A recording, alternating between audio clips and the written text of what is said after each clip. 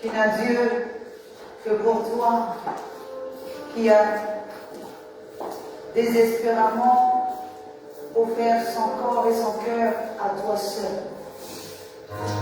Bénis ce peuple, bénis le temple que tu t'es choisi, et introduis la lumière afin qu'il soit éclairé, soit honoré, glorifié, au nom de notre Seigneur Jésus-Christ, j'ai ainsi demandé. Amen. Nous allons faire notre première lecture dans le livre de Romains chapitre 2, du verset 12 au verset 15. Et nous demandons à une personne qui se trouve à la page de nous faire cette première lecture. Nous lisons la parole de Dieu dans le livre de Romains, le chapitre 2, du verset 12 au verset 15. Nous rendons grâce à Dieu. Tous ceux qui ont péché sans la loi périront ainsi sans la loi. Et tous ceux qui ont péché vers la loi seront jugés par la loi. Ce ne sont pas, en effet, ceux qui écoutent la loi qui sont justes devant Dieu, mais ce sont ceux qui la mettent en pratique qui seront justifiés. Quand les païens qui n'ont point la loi font naturellement ce que prescrit la loi, ils sont, eux qui n'ont point la loi, une loi pour eux-mêmes. Ils montrent que l'œuvre de la loi est écrite dans leur cœur. Leur conscience est en rendant témoignage.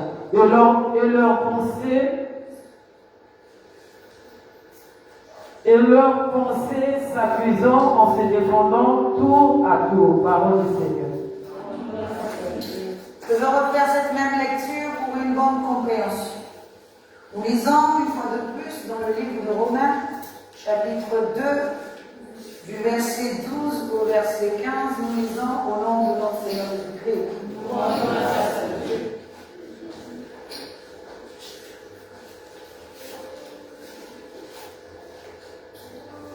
Tous ceux qui ont péché sans la loi périront aussi sans la loi. Et tous ceux qui ont péché avec la loi seront jugés par la loi. Ce ne sont pas, en effet, ceux qui écoutent la loi qui sont justes devant Dieu, mais ce sont ceux qui la mettent en pratique qui seront justifiés. Quand les païens qui n'ont point la loi font naturellement ce que prescrit la loi, ils sont, eux, qui n'ont point la loi, une loi pour eux-mêmes. Ils montrent que l'œuvre de la loi est écrite dans leur cœur, leur conscience en rendant témoignage, et leurs pensées s'accusent ou se défendant tour à tour. Amen. Est-ce qu'on peut acclamer ces paroles? Est-ce qu'on peut s'asseoir? Alléluia.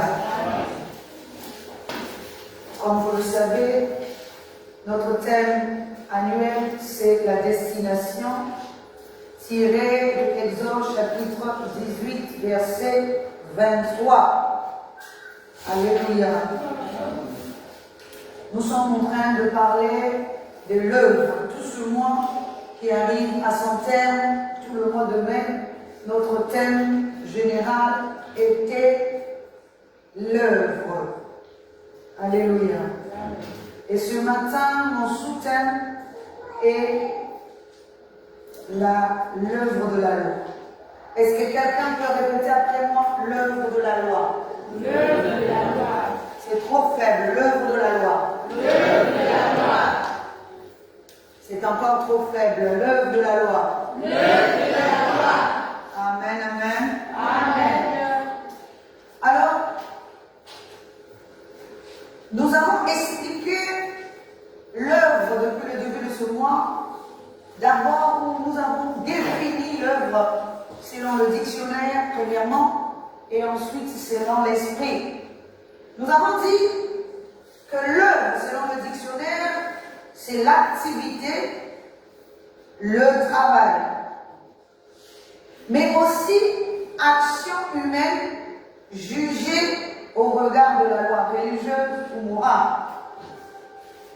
Aussi un objectif créé par un vivant. C'est aussi une manifestation tangible d'une pensée, même infime. Et enfin, c'est une réalisation d'un produit. Ça, c'est toutes les définitions que le dictionnaire nous donne. Et nous avons dit que selon l'esprit, l'œuvre ici, il s'agit de l'homme. Nous avons dit que l'homme est un être. Et l'œuvre, c'est l'ensemble de l'homme, c'est-à-dire l'être tout entier. Parce que l'être tout entier, ce n'est pas seulement le corps. L'être, c'est le corps, l'esprit et l'âme. Et même la divinité qui est en nous. Alléluia. Donc, tout ce que nous sommes est une œuvre. Une œuvre qui doit être bâtie, parce que c'est comme un immeuble, un édifice qui a plusieurs niveaux.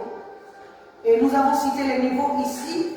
Nous avons dit que les niveaux de l'homme, c'est comme un immeuble à 4 étages. Le premier étage, c'est le corps, ensuite l'esprit, l'âme et la divinité en nous-mêmes. Alléluia.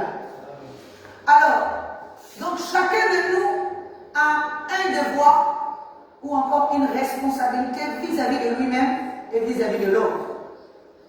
Alléluia.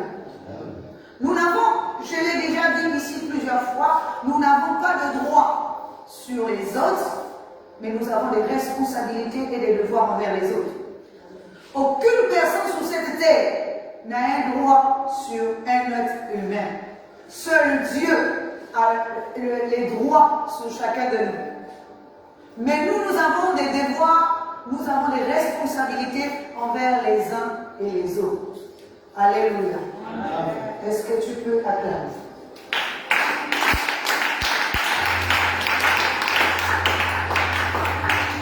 Donc l'œuvre, c'est l'être tout entier, l'être intérieur, l'être extérieur et l'être suprême. Et aujourd'hui, nous allons définir la loi. Alors, selon le dictionnaire, nous définissons la loi comme une règle ou encore les obligations écrites, prescrites ou tacites auxquelles les personnes se doivent de se conformer.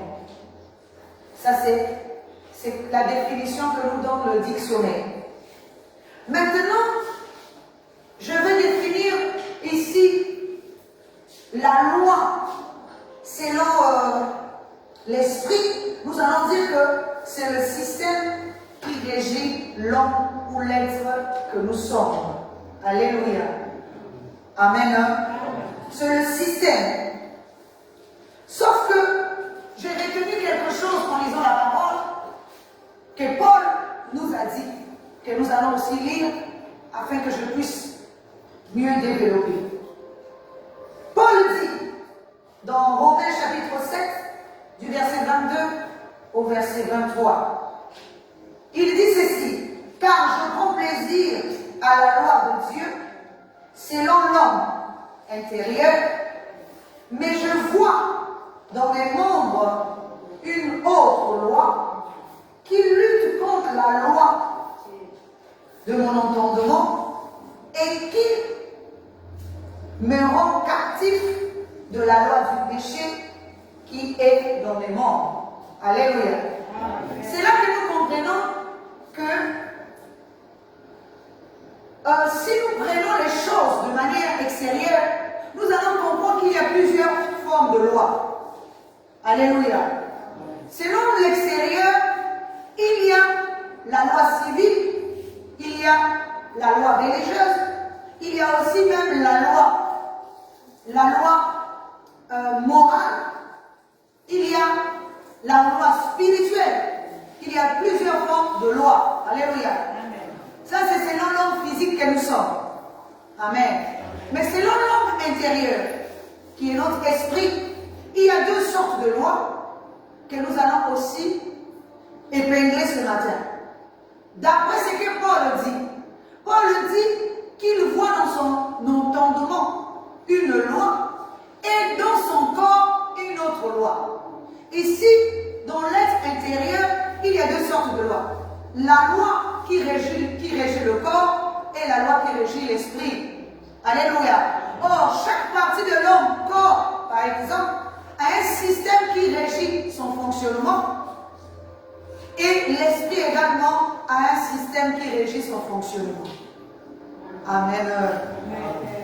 C'est de ça qu'il s'agit ce matin. Alléluia. Maintenant, nous parlons de la loi intérieure, ou encore de ces deux lois intérieures qui régissent l'homme intérieur et l'homme extérieur, le corps et l'esprit.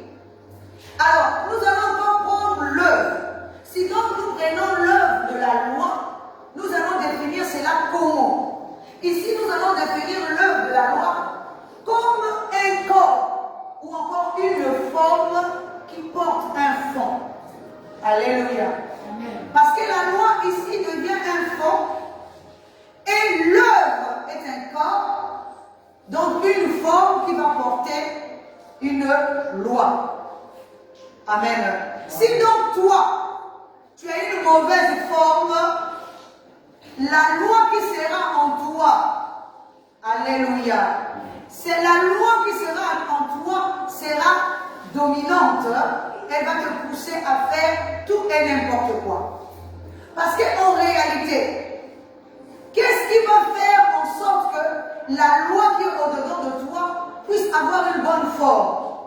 Parce que Paul dit, quand je ne connaissais pas la loi, amen, et quand je ne connaissais pas la loi, je n'étais pas, comment je vais dire, je n'avais pas péché, je n'avais pas commis le péché, parce qu'il n'y avait pas de loi. Mais lorsque la loi est arrivée, eh bien moi je suis rentré dans le péché, parce que la loi emmenait comme une sorte de convoitise, poussant l'homme à chercher, à prendre ou obtenir ce que lui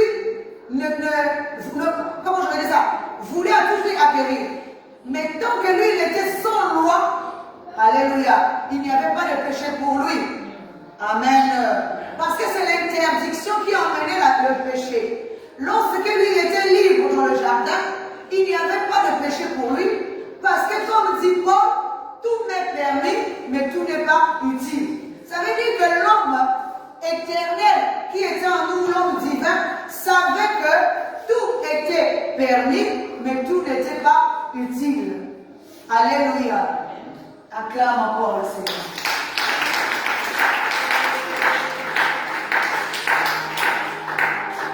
Amen. Nous allons revenir sur cette parole que nous venons de lire, qui nous dit, tous ceux qui ont péché sans la loi périront aussi sans la loi. Et tous ceux qui ont péché avec la loi seront jugés par la loi. Alors ici nous allons parler d'abord de quelle loi, puisqu'il y a deux lois. Est-ce qu'on va parler de la loi terrestre ou de la loi spirituelle ou encore de la loi céleste? Alléluia. Nous, parce que ceux qui ont péché sans la loi céleste c'est l'amour, la loi terrestre c'est la condamnation. Amen. Si tu marches selon la loi et que tu pêches selon la loi, eh bien c'est la loi qui va te condamner. Mais si tu marches aussi sans la loi, quand tu pêches aussi, on te jugera aussi, on te condamnera aussi sans la loi. Parce que tu étais un être hors la loi. Alléluia. Tu étais un être hors la loi. Amen.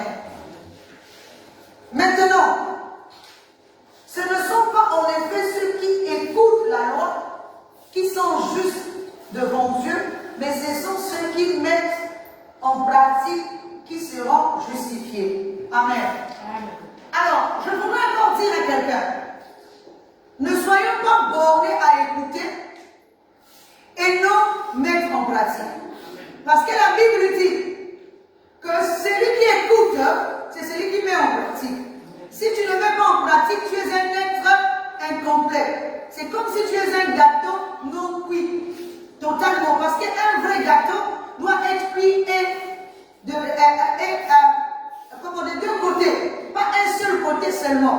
Alléluia.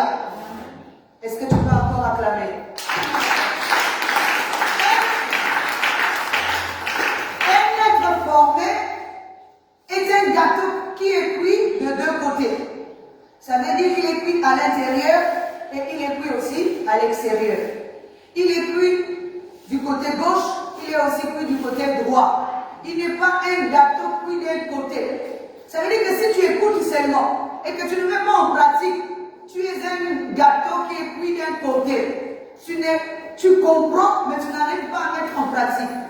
Or, pour être un être cuit correctement, il faut que ce que tu as compris, que tu puisses aussi le mettre en pratique. Alléluia. Alors, cette parole de Dieu nous dit encore que quand les païens qui n'ont point la loi font naturellement ce que prescrit la loi, ils sont, eux qui n'ont point la loi, une loi pour eux-mêmes. Amen. J'aimerais qu'on acclame cette parole.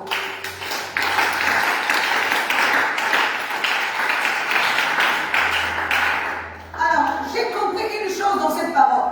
Il est dit que quand les païens font ce que prescrit la loi, alors qu'ils n'ont pas cette loi, ou qu'ils ne connaissent pas cette loi, ils deviennent pour eux-mêmes la loi.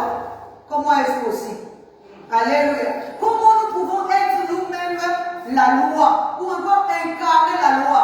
Parce qu'en réalité, nous devenons celui qui est, et la loi est inscrite dedans. Amen.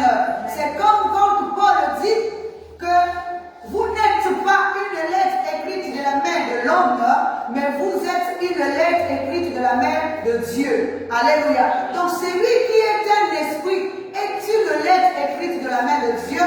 Il n'a pas besoin, amen, qu'on lui inculque quelque chose parce qu'il a déjà cela de prescrit en lui. Et même quand on l'enseigne, c'est juste pour activer ce qu'il a déjà. Amen. Alléluia. Lorsque on t'enseigne ici, c'est pour activer seulement ce que tu as déjà au-dedans de toi. Parce que tu es déjà un esprit. C'est pour ça que la parole de Dieu nous dit, en réalité dans l'homme, c'est l'esprit, c'est le souffle de Dieu qui donne l'intelligence. Ce n'est pas le corps qui donne l'intelligence. Alléluia. Ce n'est pas le corps qui donne l'intelligence, mais c'est l'esprit. Or, lorsque nous marchons selon l'esprit, dans notre corps intérieur, la loi de l'esprit est déjà prescrite. Amen. La loi de l'esprit est déjà prescrite là-dedans. Alléluia. Ce n'est pas la loi du corps. C'est pour ça que Paul pouvait faire cette distinction pour se dire que je vois dans mon entendement une loi et dans mon esprit une autre loi. Plutôt dans mes membres une autre loi. Parce que Paul était un être aguerri, un être éclairé. Il pouvait faire cette distinction. Alléluia. Or, pour Rebecca, qui est représentée par la conscience terrestre au départ, elle ne peut pas faire cette distinction. C'est pour ça que lorsqu'elle voyait les deux enfants se battre au-dedans d'elle-même, elle ne savait pas. Alléluia. Qu'est-ce qui se passait à l'intérieur d'elle? C'est pour ça qu'elle est partie consulter. Et lorsqu'elle est partie consulter, la Bible lui dit qu'à l'intérieur de toi, il y a deux nations qui se battent. Amen. Or, les deux nations, c'est le mal et le bien qui est au-dedans de nous. La loi terrestre et la loi céleste. Qui doivent s'affronter. Et l'un doit prendre le dessus sur l'autre. C'est pour ça qu'à un moment donné, lorsque Jésus arrive, Jean-Baptiste incarnant le côté inférieur et Jésus le côté supérieur, va dire lorsqu'il voit Jésus, je ne suis pas digne de délier la croix de tes chaussures. Alléluia. Et il va dire que moi, que lui croisse et que moi je diminue. Amen. Que le Seigneur croisse, que tout ce qui est inférieur diminue. Alléluia. Que la vérité croisse, que la lumière croisse, que tout ce qui est ténèbres, que tout ce qui est mal diminue. Alléluia. Est-ce que tu peux encore acclamer?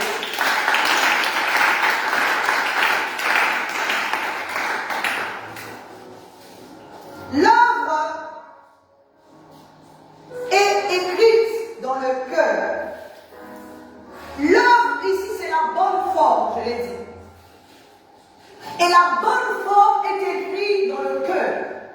Je ne parle pas d'un corps physique ici. Je suis en train de parler de ton esprit. Amen. La bonne forme est déjà en toi comme la mauvaise forme.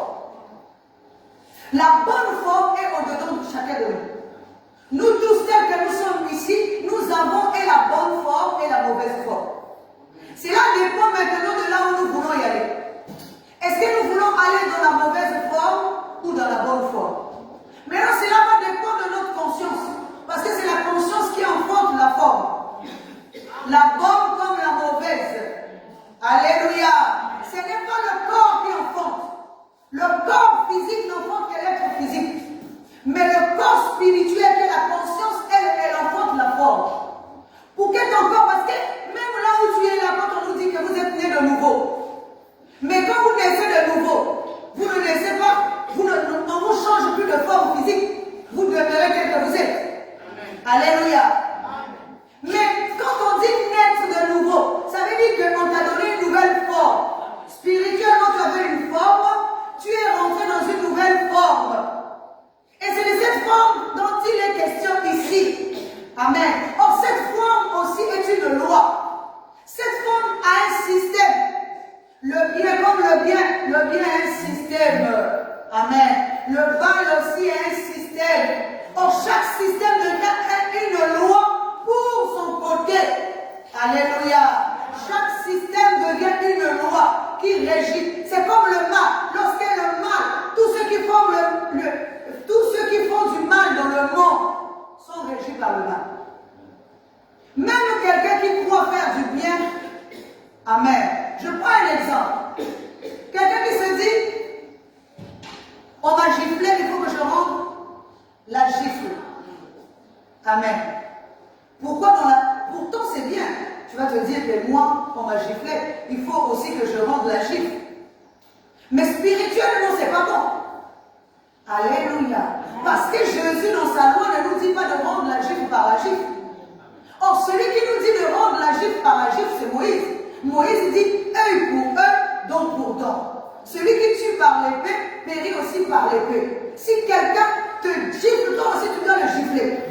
Mais or, Jésus vient nous dire le contraire. Jésus vient nous dire, si quelqu'un te gifle par la joue gauche, donne aussi l'autre. C'est là que ça devient compliqué. Qui de nous physiquement, alléluia, va accepter qu'on le gifle et qu'il lui tende l'autre?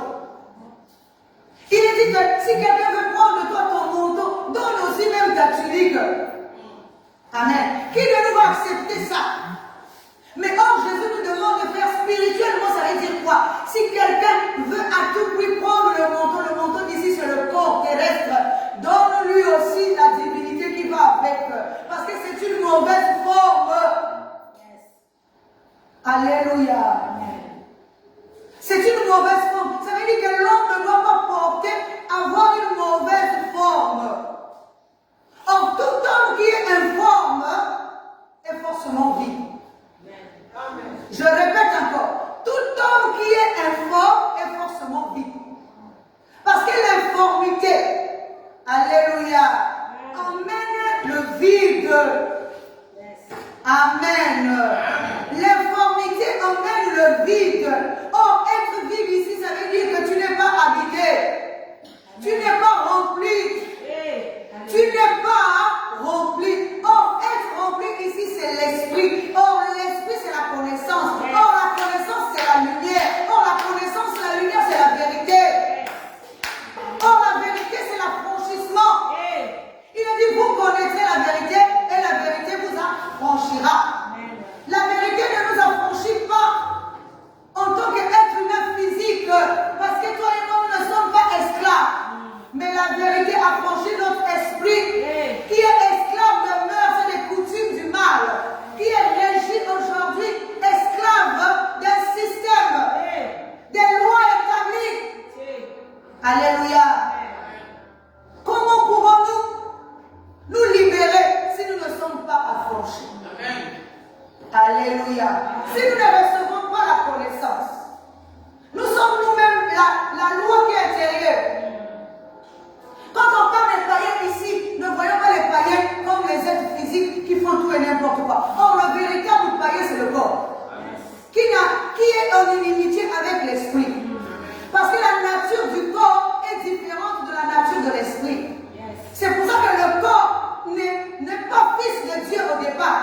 il va devenir fils adoptif. Alléluia. Parce que le corps est fils de l'homme. Mais Dieu va venir chercher le corps dans la maison de l'homme pour faire de cet homme-là un fils de Dieu. C'est pour ça que lorsque Dieu parle à Abraham, il dit à Abraham, quitte la maison de ton père. Ta patrie va vers un pays nouveau que je te donnerai en possession. Qu'est-ce qu'il est en train de faire là? Il est en train d'enlever l'homme de sa patrie, de la maison de son père, pour l'emmener dans la maison de Dieu. Alléluia. Il est en train de sortir l'homme, le fils de l'homme de sa maison, d'abandonner, de se dépouiller de l'homme, de retirer l'homme, d'oublier l'homme et de partir vers une destination que Dieu lui montrera. Parce que même lorsqu'il s'engage pour partir, Abraham ne connaissait pas où se trouvait sa destination. Alléluia. C'est comme toi et moi aujourd'hui. Est-ce que nous connaissons où se trouve notre destination spirituelle? Est-ce que nous connaissons où se trouve l'éternité? Mais le Seigneur nous dit seulement, quitte le pays de ton père, la maison de ton père, va vers un pays nouveau que je te montrerai. Un pays que quitte là où coule le lait et le miel. Alléluia. Or, le pays où coule le lait et le miel, est-ce que vous savez que c'est la femme? Amen. Acclame le Seigneur.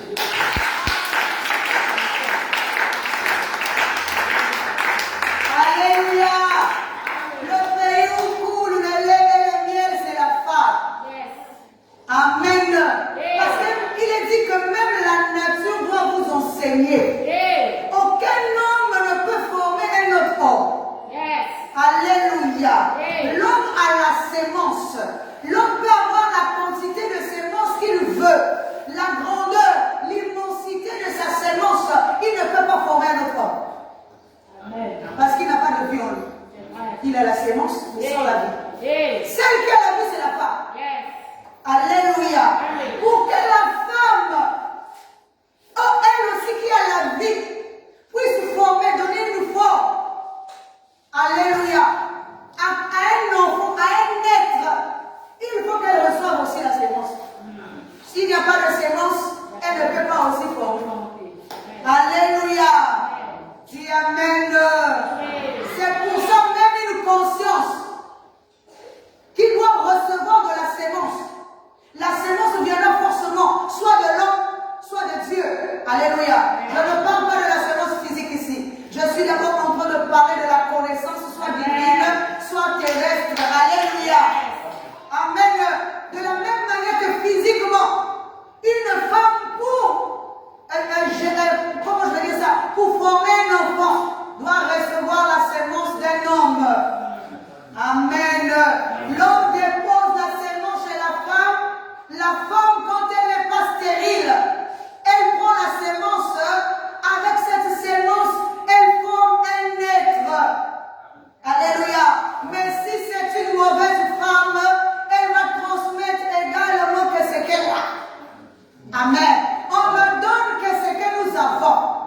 C'est pour ça que lorsque nous parlons ici, tu comprends les choses à ta manière. Amen. Parce que la femme qui est au-dedans de toi, la conscience qui est au-dedans de toi, si elle incarne le mal, elle va prendre tout ce que je suis en train de dire et l'emmener dans le moule du mal. Quand elle incarne aussi le bien, ça veut dire que lorsque je suis en train de prêcher ici, d'enseigner ici, toi aussi tu es en train de capter et tu es en train d'emmener dans le moule qui est le bien. Pour donner la forme adéquate à ton esprit. Pour que ton esprit ne soit pas dispersé. Il y a des gens qui sont dans l'église mais qui sont dispersés. Amen. Pendant qu'on est en train de prêcher, pendant qu'on est en train d'enseigner, son esprit est ailleurs.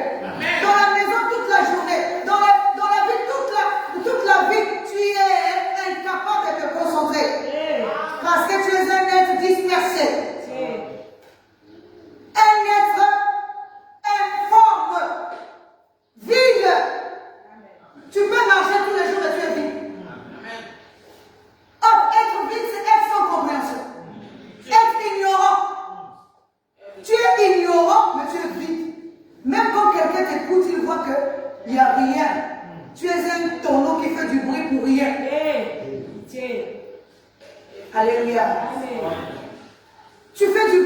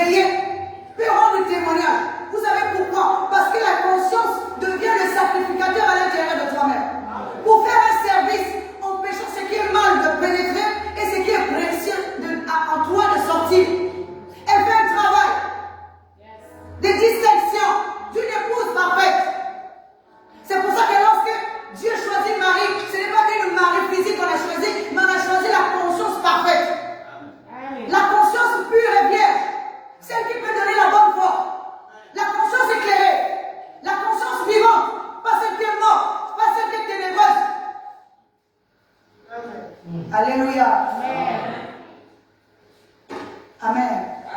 La conscience vivante justifie. Parce que la loi qui est en lui, ou encore en elle, c'est une loi de la justification. Comme le Seigneur justifie, il a dit que c'est Moïse qui accuse, c'est Satan qui accuse, mais Jésus n'accuse pas. Parce que lui, il justifie. Il est le ministre de la justice. Yes. Alléluia. Il n'est pas le ministre du mal, le ministre de la condamnation. Parce qu'il y a deux ministères, de la condamnation et de la justification. De la justice. Jésus justifie, alors que le mal accuse. Beaucoup de gens contre nous, qui sont là, nous accusons. Pour les justifier. Or, lorsque nous accusons, quelle est la loi qui est au-dedans de nous, qui nous régit? Quel est le système qui nous pousse? Amen. Or, chaque système a un fondement. Chaque système a une alliance. Chaque système a un autel.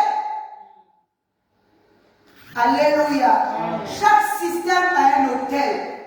Si tu es régi par l'homme, c'est qu'au-dedans de toi, il y a un autel de l'homme. Il y a un système de l'homme. Il y a aussi une loi de l'homme. Il y a aussi une alliance avec l'homme. Que tu dois briser, que tu dois anéantir. C'est pour ça que Dieu pouvait dire à Gédéon d'aller détruire l'autel de son père. Il n'a jamais dit de détruire l'autel de sa mère. Parce que sa mère n'avait pas d'autel. Sa mère, ici, c'est la conscience qui était en lui. Mais le père, c'est le corps. Il y avait un autel qu'il devait détruire. Amen. Nous devons détruire le système qui régit notre corps aujourd'hui. La loi qui est établie dans notre corps.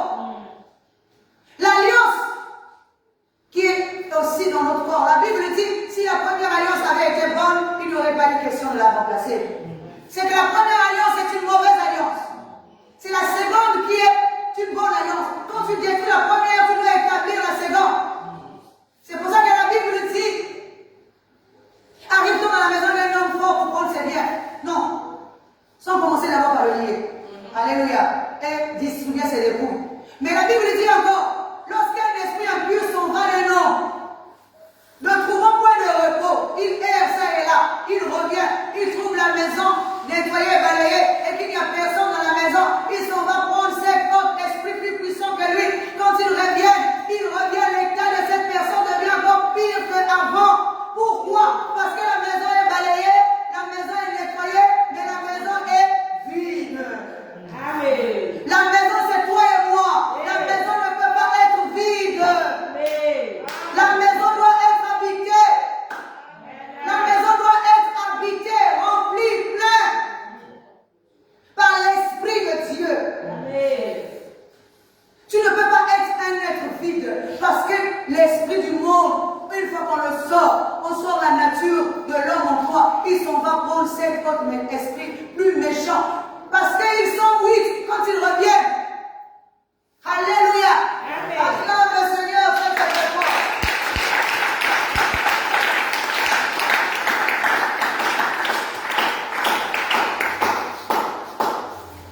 La conscience parfaite rend témoignage de ce qui est juste et vrai. C'est pour ça que je dis à quelqu'un, il y a d'autres personnes qui accusent ou qui mentent ou qui sont rusés, ou qui font du mal. Je vous ai souvent dit ici, c'est que votre conscience n'est pas morte. Parce qu'il y a réellement une conscience vivante quand tu as fait du mal. Même quand tu as parlé mal à quelqu'un, il faut que ta conscience te reproche. Il faut que ta conscience t'accuse. Parce qu'il dit, vos pensées s'accusent et se défendent tour à tour. Mes pensées doivent m'accuser. Qu'est-ce qui fait que je m'accuse? C'est la conscience qui me pousse dans mes pensées à m'accuser. Mais ma soeur, ce que tu as fait à l'autre là, c'est pas bon. Va demander pardon. Même quand je dis non, mais c'est elle qui avait commencé. Alléluia. Parce que je dois me défendre moi aussi. C'est mon propre corps. Alléluia. Mais quand la raison emporte, amen. La raison doit toujours emporter sur le mal. C'est là que tu vas demander pardon. Tu ne vois pas d'abord l'erreur de l'autre.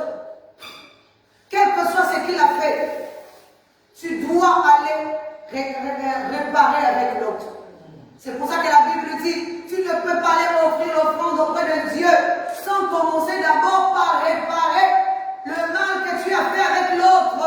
On doit d'abord réparer. Amen. Amen. Acclame encore.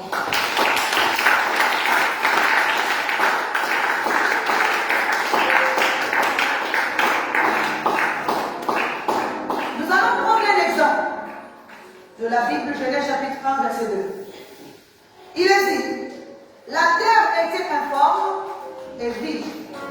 Il y avait des ténèbres à la surface de l'abîme, et l'Esprit de Dieu se mouvait au-dessus des eaux. Alléluia.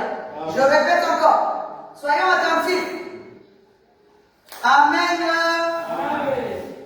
Je répète, la terre était informe et vide. Il y avait des ténèbres à la surface de l'abîme, et l'Esprit de Dieu se mouvait au-dessus des eaux. Alléluia. Amen. Maintenant, ma question est, comment peut-on dire que la terre était vide et informe? Amen. Amen. Alors que la Bible dit qu'il y avait l'abîme et il y avait même des eaux. Mais or, quelque chose là où il y a déjà l'eau. Alléluia, c'est quelque chose qui est rempli. C'est pas ça. Amen. Amen. Quelque chose, prenons un exemple. Je prends un verre. Si je prends un verre et je mets le verre ici, je mets de l'eau dans ce verre-là. On ne va pas dire que le verre est vide. On va dire que le verre est rempli. Ou moi-même à moitié rempli. Ou à moitié vide. Comme vous voulez. Mais ça veut dire que le verre est quand même rempli. Alléluia. Amen. Mais quelque chose qu'on dit que c'est vide. C'est comme si je vais prendre un verre, je vais emmener ici, et qu'il n'y a rien dedans. Là, je vais dire que le verre vide. C'est ça, non? Mais dans notre cas ici, il est dit, la terre était informe et vide. Il y avait les ténèbres dans la surface de l'abîme. Alléluia. Amen. Et l'Esprit de Dieu se mouvait au-dessus des eaux. Maintenant, je me suis dit aussi une chose. D'où est sorti l'abîme? D'où est sorti le vide? D'où est sorti l'informité? D'où est sorti les eaux? Parce qu'à aucun moment on a dit que Dieu avait créé ces choses. Dis encore Amen. Amen. C'est là que j'ai compris une chose. Que lorsque Dieu commence sa création, tout ce qu'il est en train de citer là, dans ce passage, ne forme que Dieu lui-même. Alléluia. Amen. Ce sont les sept esprits de Dieu. Que ce soit la terre, que ce soit l'informité, que ce soit le vide, l'abîme qui existe, les ténèbres, alléluia, l'Esprit de Dieu qui est là, et même les eaux, c'est Dieu lui-même. Alléluia. Parce que lorsque Dieu sort de l'éternité, il vient dans le temps. Alléluia. Il emmène tout ce qu'il avait dans l'éternité vers le temps. Yes. Amen. Amen. Dis encore Amen. Amen. Et chaque chose qu'il est en train de présenter là, c'est une forme. Yeah. Amen. L'abîme est une forme, le vide est une forme, l'informité aussi est une forme. Même les eaux sont une forme. Yes. Alléluia. Amen. Ce sont les formes de Dieu, ce sont les corps. Mais il a dit que Dieu se mouvait au-dessus des eaux. Alors c'est là que je comprends que l'informité est une loi. Amen. Amen. Oui, parce que l'informité est une loi, est un corps, est une forme. Si tu n'as pas de forme, tu es une loi. Si tu n'as pas de forme, tu es une loi à toi-même. Mais la mauvaise loi. Comme Paul dit, ceux qui font le bien, il y a la loi qui est inscrite en eux-mêmes. Donc ils sont dans la bonne forme. Maintenant, qu'est-ce que Dieu fait? Quand Dieu commence sa création, c'est pour chercher maintenant la bonne forme. Dis Amen. Nous passons de la mauvaise forme à trouver la bonne forme. Or,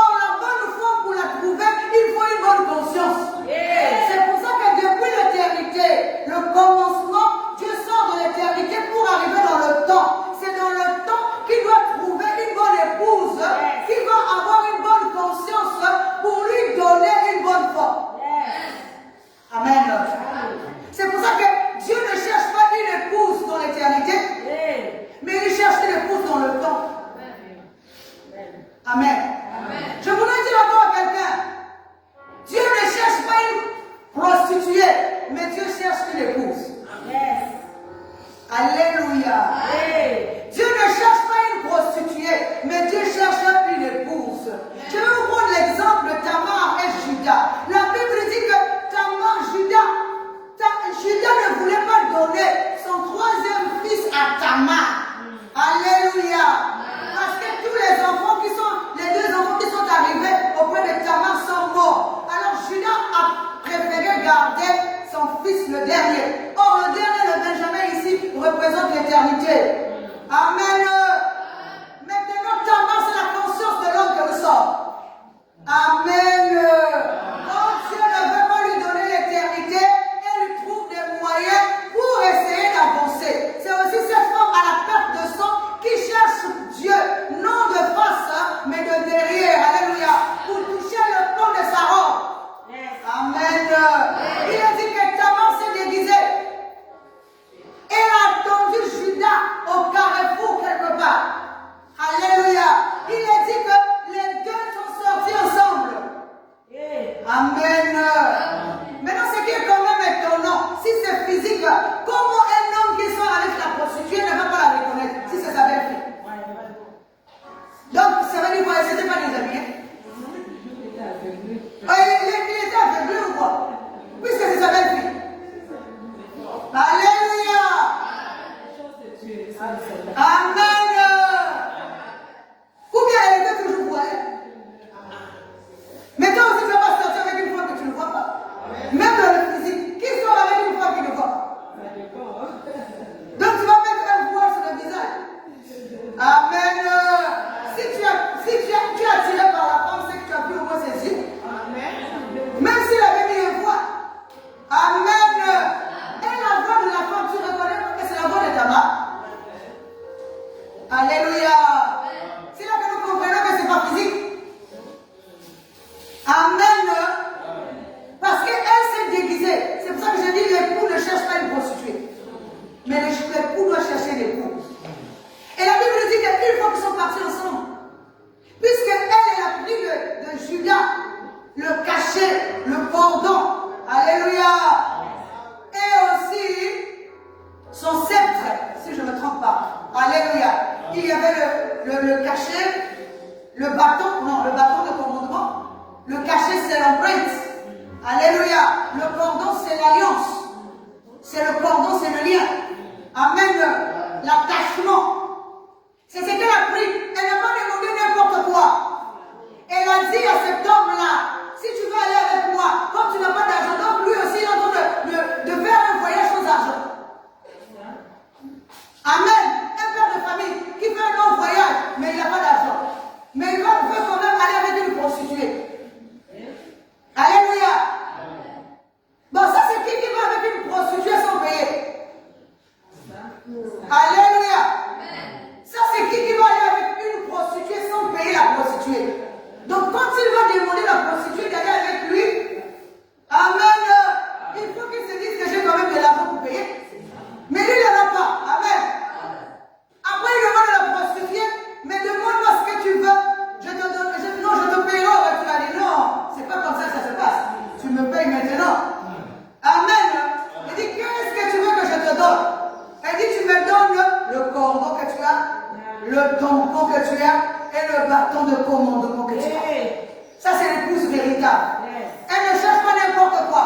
Elle ne cherche pas le pouvoir, mais elle cherche l'éternité. Alléluia. Elle sait que pour l'éternité, il lui faut un bâton de commandement. Il lui faut l'attachement, le lien avec Dieu. Il faut l'empreinte qui est le cachet. Si je n'ai pas l'empreinte de Dieu, je ne rentre pas dans le royaume.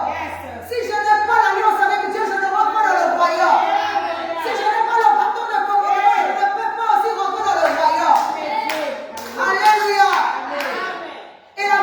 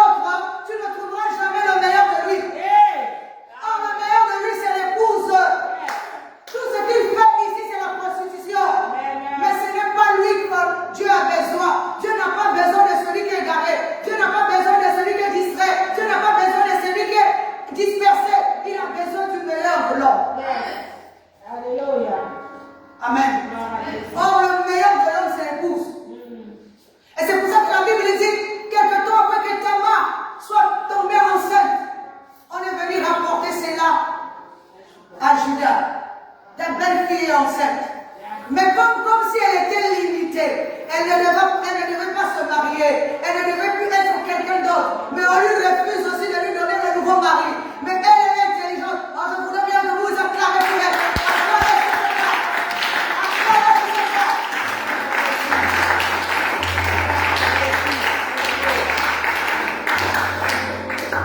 Une conscience hautement élevée.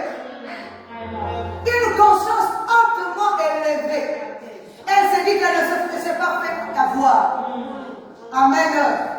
Lorsqu'on emmène devant Judas, elle dit, quand on l'accuse, amen, elle dit, le père de mes enfants, c'est celui qui m'a donné ceci. Alléluia. Amen. Oui, quand tu cherches la relation avec Dieu, même lorsque Dieu ne veut pas te donner l'éternité, il faut que tu sois une conscience hautement élevée. Amen. Elle s'est déguisée en prostituée, mais elle n'était pas une prostituée.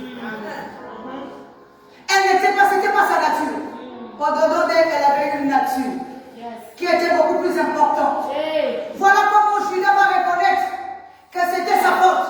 Ce n'était pas la faute de la femme. Alléluia. Amen. Ça, c'est quand Dieu reconnaît que ce n'est plus ta faute, mais c'est sa faute à lui qui n'a pas voulu te donner l'éternité. Qui n'a pas voulu te donner le Benjamin. Amen. Alléluia. C'est pour ça que tu dois être une conscience hautement intelligente. Hautement intelligente, hautement éveillée. Et hautement aguerrie. Tu ne peux pas rentrer dans le royaume sans un lien avec Dieu. Il faut que ton alliance crie. Tu ne peux pas rentrer dans le royaume si tu ne fondes pas aussi. Parce que qu'est-ce qui a emmené Tamar? C'est maintenant quand elle est enceinte. Il faut qu'on sache qui est le père de l'enfant. Alléluia. Mais le véritable père, c'est lui-même. C'est Judas. Alléluia. Or, ici, Judas ne représente que Dieu lui-même. Qui doit aller avec la conscience de la femme pour lui donner des enfants. Un corps et un esprit. Amen. Acclame le Seigneur à cette fois.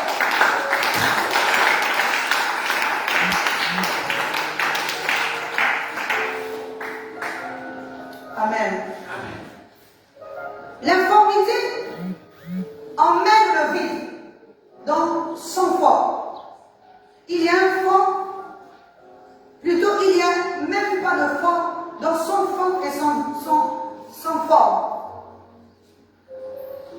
Il y a aussi une autre forme d'infirmité. Je ne parle pas d'informité, mais d'infirmité. Et là, nous allons prendre l'exemple de Jacob. Jacob était un être informe et vide. Dis Amen. Amen. Quand Jacob vole la bénédiction de son frère, c'est un être informe et vide. Parce que lorsqu'il est en train de descendre dans la patrie maternelle, il est en train de chuter.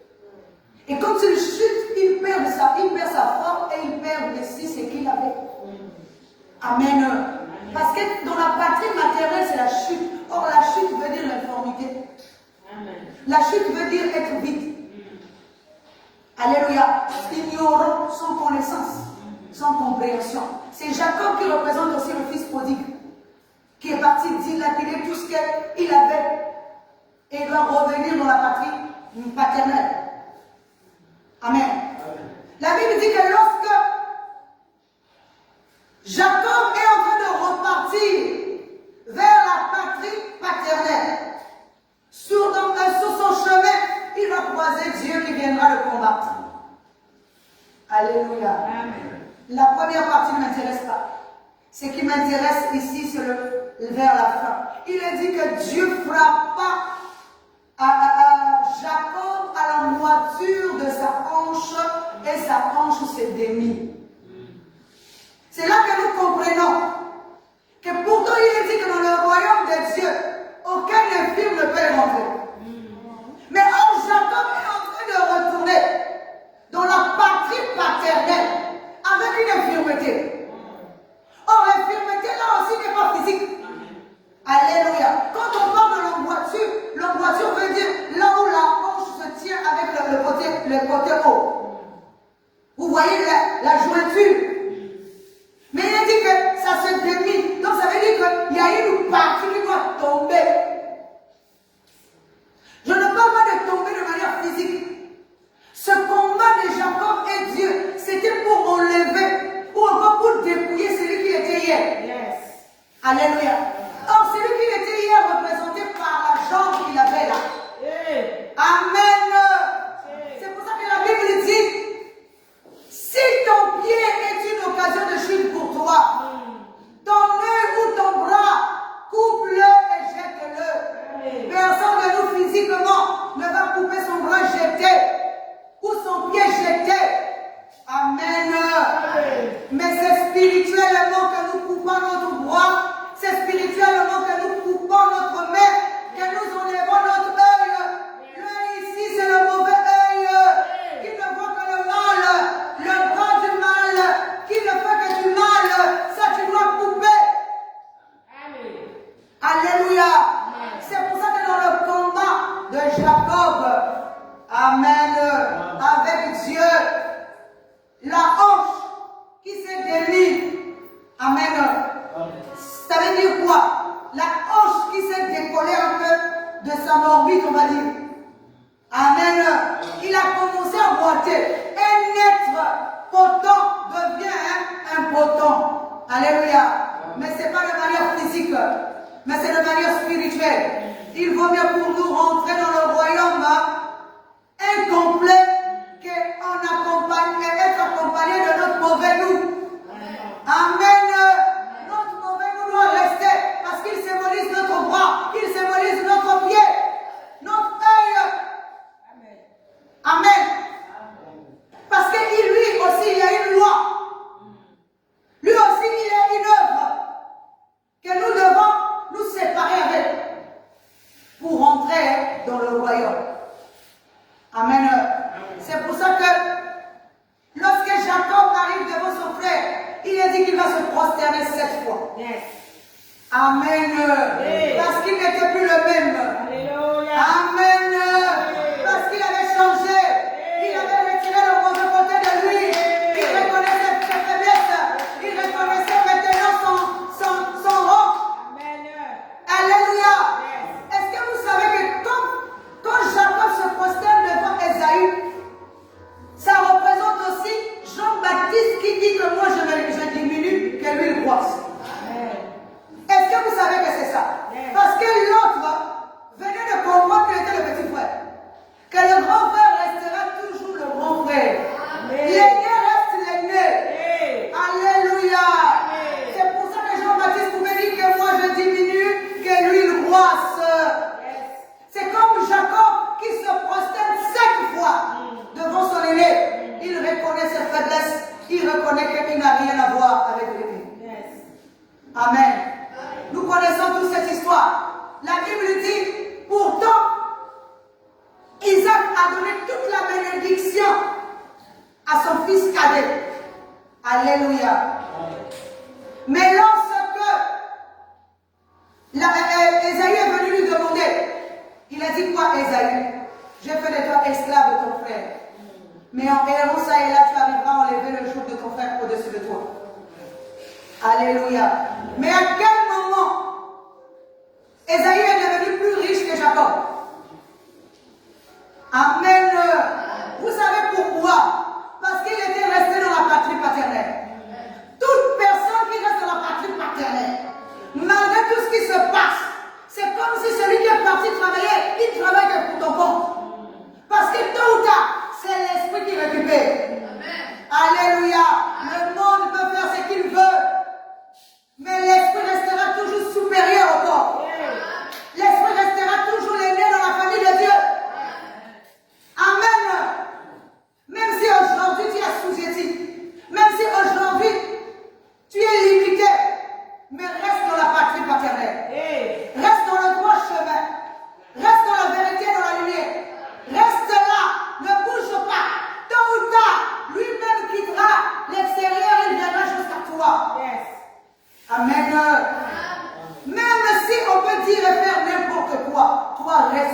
place. Parce que ce que lui il a volé, il viendra te le donner. La Bible dit que Jacob a remis à son frère tout ce qu'il avait apporté. Les femmes, les enfants, les biens, les présents. Son frère a dit, moi, je ne prends pas. Il a tellement insisté qu'il a pris. Ça veut dire quoi? Que Esaïe a dépouillé son frère aussi. C'est pas ça. Puisqu'il lui a donné tout. C'est lui qui est parti travailler. Quand il revient, il donne à son frère. Même les enfants et les femmes. Même les biens. Il a tout donné. Alléluia. Lui, en réalité, ce qu'il a fait, il a travaillé pour Esaïe. De la même manière qu'il est parti travailler pour son oncle qui est le mal, la mort, qui représente le mal. C'est de cette même manière qu'il a essayé de déjouer le mal pour sortir de là-bas et revenir dans la patrie. Mais là, il vient trouver l'aîné. Il va encore tout donner à l'aîné. Il dit, non, moi je me prosterne seulement. Je te donne que la femme. Je te donne que les biens. Je te donne tout. Alléluia. C'est pour ça que je dis à quelqu'un, quel que soit ce que tu traverses, ne te panique pas. Ne déborde pas. Reste à ta place. Reste assis là où Dieu t'a laissé. Amen. Même si le mal utilise ce qui est à toi, il te rendra ça tôt ou tard. Il le rendra au centuple. Parce que cela ne lui appartient pas. Ça appartient à celui que tu es intérieurement. Ça appartient au Fils de Dieu. Ça appartient à l'aîné. À celui qui demeure dans la patrie paternelle. Amen.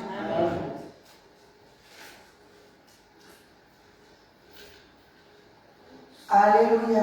Amen. Je voudrais vous parler pour finir d'une autre femme. De la forme et de la unité. De ce qui régit l'homme et ce qui régit l'esprit. Acclame le Seigneur.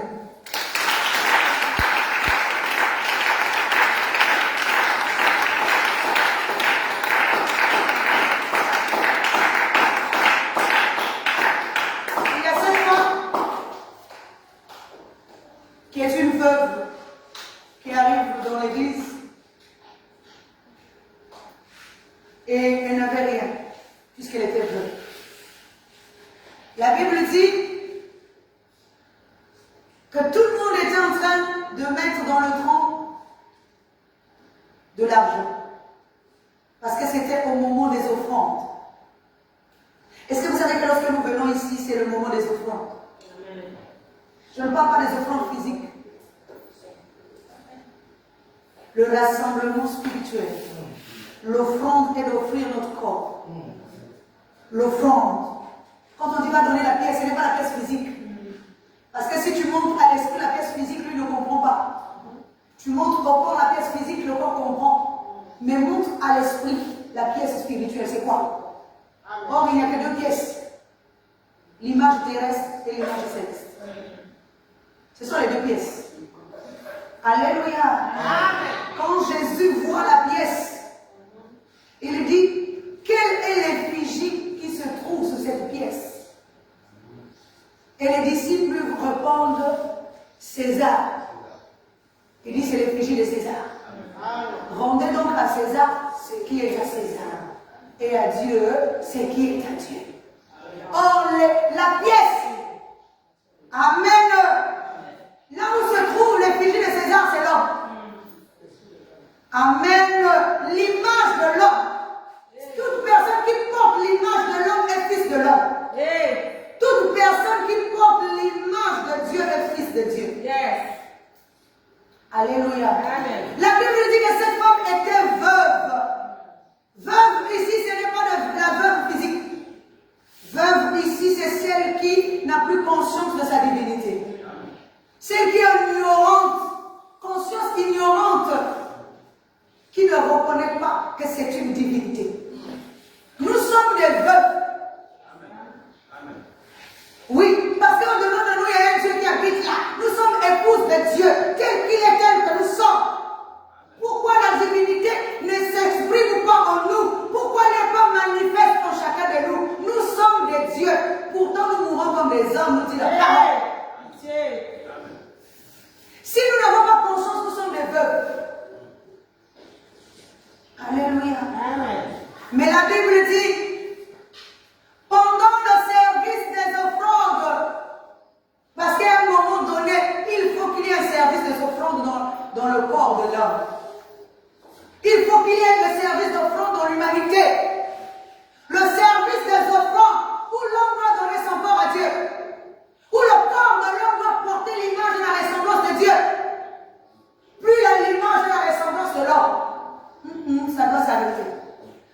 service des offrandes, où l'homme donne son corps, pour que ce n'est plus Dieu qui t'impose.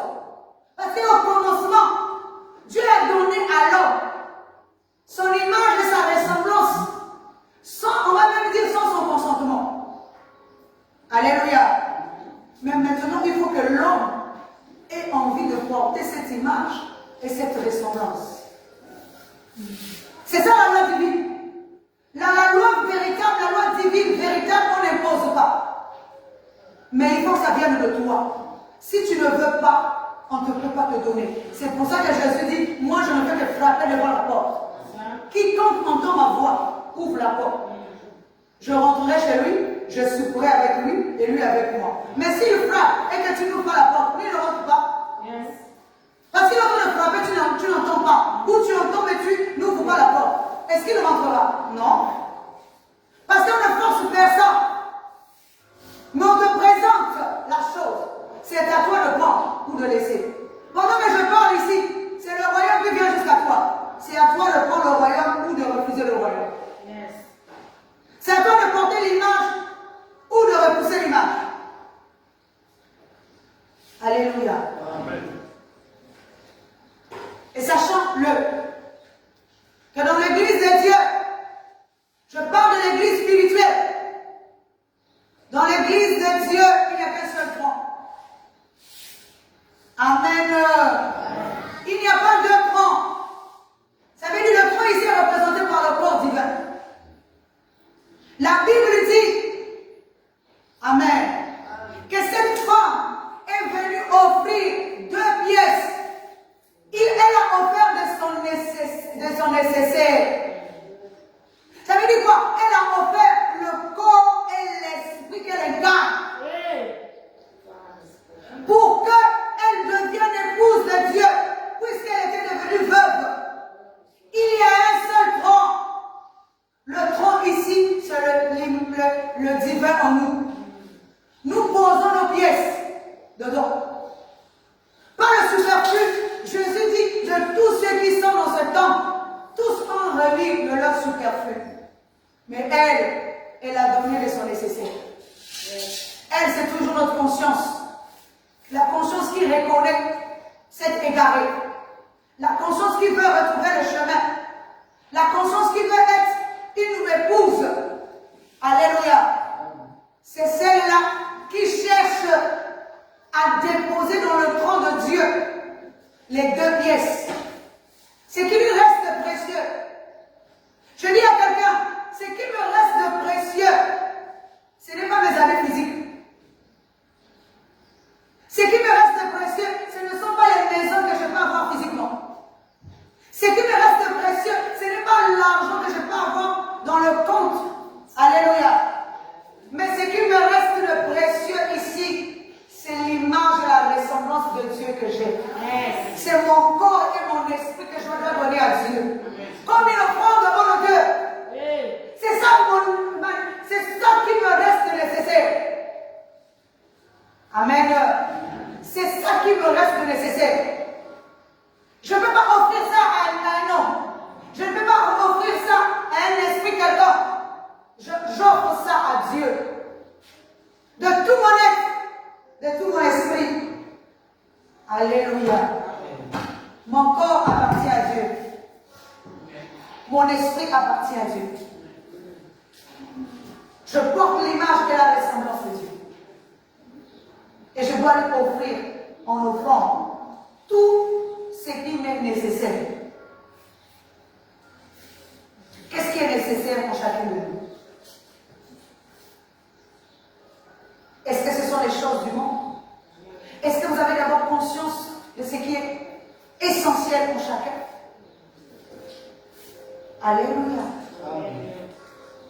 Pour que nous puissions comprendre qu'est-ce qui est nécessaire. Qu'est-ce qui me reste de précieux? Lorsque je perds tout. Parce que lorsque je suis veuve, c'est que j'ai tout perdu. J'ai perdu tout ce qui est précieux. Mais au moins, au-dedans de moi, il me reste l'image et la ressemblance de Dieu que je ne veux pas perdre. Alléluia. Il me reste mon corps et mon esprit. C'est pour ça que je dis, même si on me prend tout, mais au-dedans de